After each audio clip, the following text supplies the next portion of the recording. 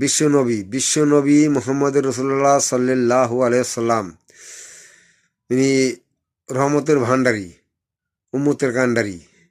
তিনি উম্মতের কাণ্ডারী, রহমতের ভাণ্ডারী। বিশ্বনবী মুহাম্মদ রাসূলুল্লাহ সাল্লাল্লাহু আলাইহি সাল্লাম, তিনি হাশরের ময়দানে আমাদেরকে সমস্ত মুসলমানকে তিনি শাফায়াত করবে। বিশ্বনবীর শাফায়াত ছাড়া কেউ জান্নাতে যেতে পারবে না। বিশ্বনবীর শাফায়াত ছাড়া কোনো মুসলমান জান্নাতে যাইতে পারবে না। কাজে বিশ্বনবীর শাফায়াত পাইতে হলে তাহলে বিশ্বনবীর আদর্শ মতো চলতে হবে, বিশ্বনবীর সুন্নত মোতাবেক জীবনযাপন করতে হবে।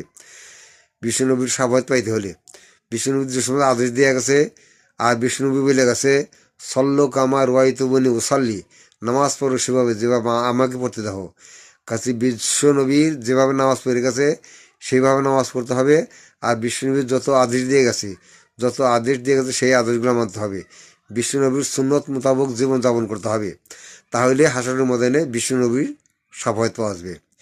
বিশ্বনবীর শাফায়াত পাওয়ার জন্য আমরা যত মুসলমান আছি, আমরা বিশ্বনবীর আদেশ মানব এবং বিশ্বনবীর সুন্নত মোতাবেক জীবনযাপন করব।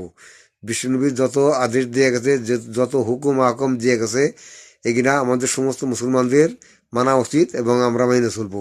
আল্লাহ পাক যেন আমাকে সকল মুসলমানকে তৌফিক দান করে, আমিন।